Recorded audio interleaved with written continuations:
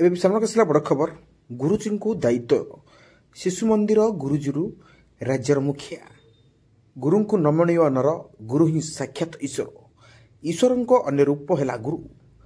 ଆଜ୍ଞାନ ରୂପକ ଅନ୍ଧକାରର ଦୂର ଯିଏକି ଆଲୋକକୁ ଆଣିଥାଏ ଗୁରୁ। ଗୁରୁ ଯୁଗେ ଯୁଗେ ଚିର ନମସ୍ତ ପୂଜ୍ୟ।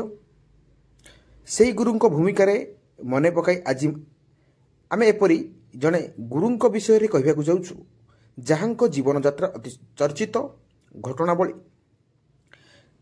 ଯାହାଙ୍କୁ ମିଳିଛି ଗୁରୁଜୀରୁ ଗୁରୁ ଦାୟିତ୍ୱ। ଭିଡ଼ିଓଟି ସମ୍ପୂର୍ଣ୍ଣ ଭାବେ ଦେଖିବା ପୂର୍ବରୁ ଗୋଟେ କଥା କହିବି, ଯେଉଁମାନେ ଭିଡ଼ିଓ ଦେଖୁଛନ୍ତି ସବସ୍କ୍ରାଇବ୍ କରୁନାହାନ୍ତି, ଜଲ୍ଦି ଯାଇ ସବସ୍କ୍ରାଇବ୍ କରି ପାଖରେ ଥିବା ବେଲ୍ ଆଇକନ୍ ଦବାଇ ଦିଅନ୍ତୁ, ଯାହାଫଳରେ କି ସର୍ବପ୍ରଥମେ ଲାଟେଷ୍ଟ ଖବର ଆସିବ, ପହଞ୍ଚି ପାରିବ ଆପଣମାନଙ୍କ ପାଖରେ। ଆଉ ଲେଟ୍ କରିବେନି, ଯିବା। ଶିଶୁ ମନ୍ଦିର ଗୁରୁଜୀରୁ ରାଜ୍ୟର ମୁଖିଆ। ଓଡ଼ିଆ ମାଟିର, ଓଡ଼ିଆ ଅସ୍ମିତାର ପ୍ରତିନିଧିତ୍ୱ କରୁଥିବା ଅତି ସାଧାରଣ ବ୍ୟକ୍ତିତ୍ୱ। ମାଟିର ମଣିଷ, ଖାଣ୍ଟି ଓଡ଼ିଆ କହୁଥିବା ଆମ ପ୍ରିୟ ମୁଖ୍ୟମନ୍ତ୍ରୀ ମୋହନ ଚରଣ ମାଝୀ 1972 ମସିହା ଜାନୁଆରୀ 6 ତାରିଖରେ କେନ୍ଦୁଝର ଜିଲ୍ଲା ରାଇକଳାର ଏକ ଗରିବ ପରିବାରରେ ମୁଖ୍ୟମନ୍ତ୍ରୀ ମୋହନ ଚରଣ ମାଝୀଙ୍କ ଜନ୍ମଗ୍ରହଣ ହୋଇଥିଲା। ପିଲାଦିନୁ ଗରିବତ୍ୱ ଅତି ପାଖରୁ ସେ ଦେଖିଥିବା ଜଣାପଡ଼ିଛି। ଦେଖିଥିବା ମୋହନଙ୍କ ଜୀବନ ଏତେ ସହଜ ନଥିଲା।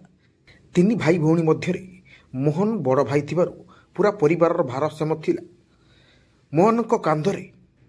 ସ୍କୁଲ ବେଳୁ ପାଠପଢ଼ା ପଢ଼ିବା ସହ ଖେଳକୁଦରୁ ଅନେକ ରୁଚି ରଖୁଥିଲେ। ମାତ୍ର ଆର୍ଥିକ ପରିସ୍ଥିତି ପାଇଁ ଘରଠାରୁ 5 କିଲୋମିଟର ଦୂରରେ ଯାଇ ଟ୍ୟୁସନ କରି ପରିବାରର ଗୁଜୁରାଣ ମେଣ୍ଟାଉଥିଲେ ମୋହନ। ଧୀର କଥା ଓ ମୁହଁରୁ ସବୁବେଳେ ହସ ମୁହଁ ମୋହନଙ୍କ ସମସ୍ତ ଅତି ପ୍ରିୟ ହୋଇଥିଲା।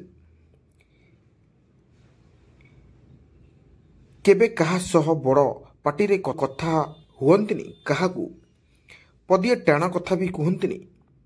ନିଜ ପରିବାରର ଭାର କାନ୍ଧ ଉପରେ ଉଠାଇଥିବା ଅତି ସହଜ ସ୍ନେହୀ ସ୍ୱଭାବର ମୋହନ। କେହି କେବେ ବିପଦରେ ପଡ଼ିଲେ ସର୍ବେ ପ୍ରଥମେ ଛିଡ଼ା ହୁଅନ୍ତି ମୋହନ। କଳାରେ ସ୍ନାତକ ଡିଗ୍ରୀ ହାସଲ ପରେ ଶିଶୁ ମନ୍ଦିରରେ ଗୁରୁଜୀ ଭାବେ ମୋହନ ଆରମ୍ଭ କରିଥିଲେ ବୃତ୍ତିଗତ ଜୀବନ। ପାଠପଢ଼ା ପ୍ରତି ଆଗ୍ରହ ସହ ନିଜ ସହକର୍ମୀଙ୍କ ଠାରୁ ଆରମ୍ଭ କରି ଛୋଟ ପିଲାଙ୍କ ଯାଏ ସମସ୍ତଙ୍କର ଅତି ପ୍ରିୟ ଥିଲେ ମୋହନ।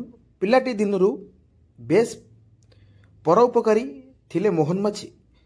ଦୁଃଖକୁ ଅତି ପାଖରୁ ଦେଖିଥିବା ଏବଂ ଦୁଃଖ ସହ ନୀତି ସଂଗ୍ରାମ କରି ଆସୁଥିବା ମୋହନ ଆଉ କାହା ଆଖିରେ ଲୁହ ଦେଖିପାରନ୍ତିନି।